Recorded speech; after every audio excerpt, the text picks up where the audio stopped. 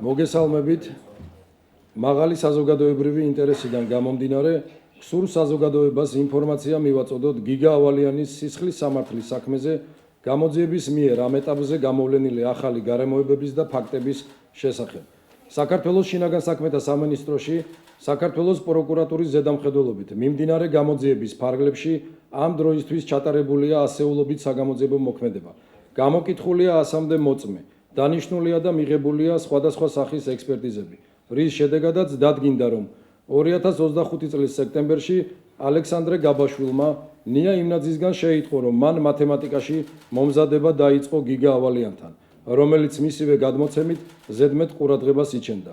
ალექსანდრე გაბაშვილი დაუკავშირდა მეგობრებს გიორგი რიკაძეს და დემეტრე ჩიქოვანს, რომელთაც მოუყვა მომხდარის შესახებ, რის შემდგომაც მათ ერთად გადაწყვიტეს გიგა ავალიანზე ჯგუფურად თავდასხმა და მისი ჯანმრთელობის მძიმე დაზიანება. ამ მიზნით დაადგინეს გიგა ავალიანის პიროვნება, შეამოწმეს მისი სოციალური ქსელი, საიდანაც გადმოტვირთეს ფოტო იმისათვის, რომ აღექვათ და დაემახსოვრებინათ ვიზუალურად. გაარკვიეს მისი სამუშაო და საცხოვრებელი ადგილის მისამართები, შეისწავლეს მისი სამუშაო გრაფიკი, რა გზით გადაადგილდებოდა სამსახურიდან სახლში. შეარჩიეს განზრახვის შესრულების ადგილი და დაიწყეს თვალთვალი.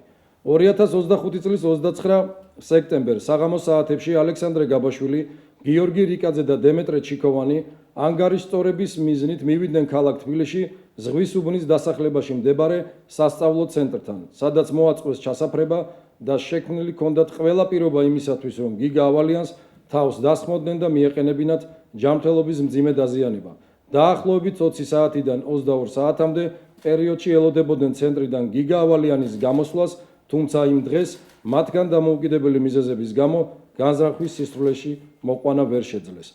2025 წლის 1 ოქტომბერს ალექსანდრე გაბაშვილის, გიორგი რიკაძისა და დემეტრე ჩიქოვანის მიერ შემუშავებული გეგმის მიხედვით ალექსანდრე გაბაშვილმა და გიორგი რიკაძემ სისრულეში მოიყვანეს განზრახვა. კერძოდ, დაახლოებით 22 საათსა და 20 წუთზე ქალაქ თბილისი, ზღვის უბნის დასახლება, მე-11 მიკრორაიონი, მესამე კვარტალი, ნომერ 56 A კორპუსის მიმდებარე ტერიტორიაზე ალექსანდრე გაბაშვილი და გიორგი რიკაძე ჯგუფურად თავს დაესწრნენ გიგა ავალიანს, რომელმაც თავდასხმის შედეგად ჯანმრთელობის მძიმე დაზიანება მიიღო. აღნიშნული შედეგად გიგა ავალიანი 2025 წლის 24 ოქტომბერს სამედიცინო დაწესებულებაში გარდაიცვალა.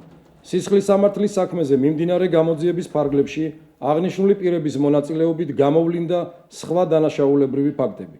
ალექსანდრე გაბაშვილმა, გიორგი რიკაძემ, დემეტრე ჩიქოვანმა და სხვა პირებმა მათთვის მიუღებელი პირების გამოვლენისა და დასჯის მიზნით ჯგუფური ძალადობა დააორგანიზეს. ისინი შეთანხმდნენ სისტემატურად მოეხდინათ ასეთ პირთა შერჩევა, დაემყარებინათ მათთან კომუნიკაცია, მოტყუებით დაეთანხმებინათ ისინი შეხვედრაზე და ფიზიკურად გასწორებოდნენ. გიორგი რიკაძე, დემეტრე ჩიქოვანი, ალექსანდრე გაბაშვილი და სხვა პირები კომუნიკაციის სხვადასხვა საშუალებებით თავად თითქოს და გოგონების სახელით წერდნენ შერჩეულ მსხვერპლს და ახდენდნენ მათ გარეთ გამოტყუებას. ითანხმებდნენ მათ წინასწარ შერჩეულ დროსა და ადგილას შეხვედრაზე, უსაფრთხოებოდნენ და მათზე ჯგუფურად ფიზიკურად ძალადობდნენ, რაც მსხვერპლის უმოწყალო ცემასა და სიტყვიერ შეურაცხყოფაში გამოიხატებოდა. ჯგუფური ძალადობის მიმდინარეობას ისინი კამერაზე აფიქსირებდნენ, ძალადობის ამსახველ კადრებს კი ინახავდნენ მობილურ ტელეფონებში და ავრცელებდნენ მიზნობრივ ჯგუფებში. დადგენილია, რომ ორგანიზებულმა ჯგუფმა განახორციელა შემდეგი ძალადობრივი ქმედებები. 2025 წლის ზამთარში გიორგი რიკაძემ, ალექსანდრე გაბაშვილმა, დემეტრე ჩიქოვანმა და სხვა პირებმა იმ მოტივით, რომ თითქოს და 30 წლამდე მამაკაცი ერთ-ერთი მათგანის ახლობელ გოგონას სოციალურ ქსელის მეშვეობით წერდა, მისი დასჯა და დაშინება გადაწყვიტეს. ამ მიზნით 2025 წლის თებერვალში ღამის საათებში გიორგი რიკაძემ, დემეტრე ჩიქოვანმა, ალექსანდრე გაბაშვილმა და სხვა პირებმა დაზარალებული მოტყუებით მიიყვანეს ქალაქ თბილისში, დიდ დიღომში, მესამე მიკრორაიონში, მე-20 კორპუსის მიმდებარე ტერიტორიაზე და სხეულის სხვადასხვა არეში ხელფეხის მრავალჯერადი დარტყმით ფიზიკურად გაუსწორდნენ მას, ხოლო ძალადობის პროცესი მობილური ტელეფონით გადაიღეს.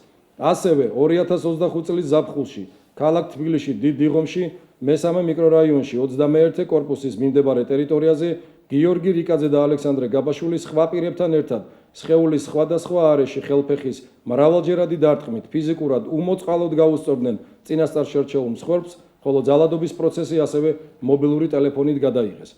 იმავე მიზნითა და მოტივით 2025 წლის თებერვალში გიორგი რიკაძე, დემეტრე ჩიქოვანთა და სხვა პირებთან ერთად ერთ-ერთი კორპუსის სადარბაზოში მათთვის მიუღებელი პიროვნების დასჯისა და დაშინების მიზნით თავს დაესხნენ წინასწარ შერჩეულ მსხვერპლს.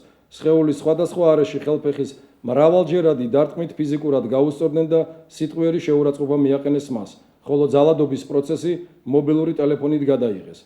2025 წლის სექტემბრის დასაწყისში დაახლოებით 21 საათიდან 22 საათამდე დროის შუალედში ქალაქ თბილისში დიდ დიღომში მესამე მიკრორაიონში მდებარე ახალ სკვერში დემეტრე ჩიქოვანი და სხვა პირები ფიზიკურად გაუსწორდნენ იქ მყოფ ახალგაზრდებს. თავს დაესხნენ დაზარალებულებს და სხეულის არეში ხელფეხის მრავალჯერადი დარტყმის შედეგად ფიზიკურად გაუსწორდნენ მათ.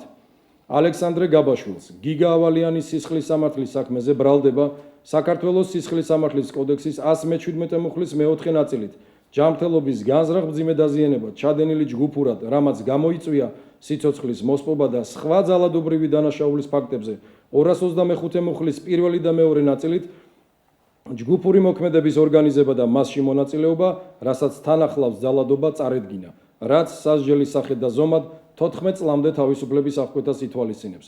გიორგი რიკაძეს გიგა ავალიანის სისხლის სამართლის საქმეზე ბრალდება საქართველოს სისხლის სამართლის კოდექსის 117 მუხლის მეოთხე ნაწილით ჯანმრთელობის განზრახ მძიმე დაზიანება ჩადენილი ჯგუფურად, რამაც გამოიწვია სიცოცხლის მოსპობა და სხვა ძალადობრივი დანაშაულის ფაქტებზე 225 მუხლის პირველი და მეორე ნაწილით ჯგუფური მოქმედების ორგანიზება და მასში მონაწილეობა, რასაც თან ახლავს ძალადობა წარედგინა, რაც სასჯელის სახით და ზომად 14 წლამდე თავისუფლების აღკვეთას ითვალისწინებს. დემეტრე ჩიქოვანს სხვა ძალადობრივი დანაშაულის ფაქტებზე საქართველოს სისხლის სამართლის კოდექსის 225 მუხლის პირველი და მეორე ნაწილით ჯგუფური მოქმედების ორგანიზება და მასში მონაწილეობა, რასაც თან ახლავს ძალადობა წარედგინა, რაც სასჯელის სახით და ზომად 9 წლამდე თავისუფლების აღკვეთას ითვალისწინებს. მასვე ბრალდება გიგა ავალიანის სისხლის სამართლის საქმეზე წარდგენილი აქვს საქართველოს სისხლის სამართლის კოდექსის 18-117 მუხლის მესამე ნაწილის L ქვეპუნქტით. ჯგუფურად ჯანმრთელობის განზრახ მძიმე დაზიანების მომზადება და საქმე არსებითად განიხილება სასამართლოში. სამივე ბრალდებულს პროკურატურის შუამდგომლობის საფუძველზე აღკვეთის ღონისძიებად შეფარდებული აქვს პატიმრობა. აქვე განმარტავთ, რომ სისხლის სამართლის საქმეზე შინაგან საქმეთა სამინისტროში გამოძიება გრძელდება და იმ შემთხვევაში თუ გამოიკვეთება რომელიმე სხვა პირის პასუხისმგებლობის საფუძველი, იქნება ეს დანაშაულის ორგანიზებისა თუ სხვა ნებისმიერი დანაშაულებრივი მიმართულებით ბრალდების მხარის მიერ მოხდება შესაბამისი სამართლებრივი რეაგირება. ასევე შინაგან საქმეთა სამინისტროში გრძელდება გამოძიება ახლად გამოვლენილ დანაშაულებრივ ფაქტებში მონაწილე სხვა პირების დადგენის მიზნით.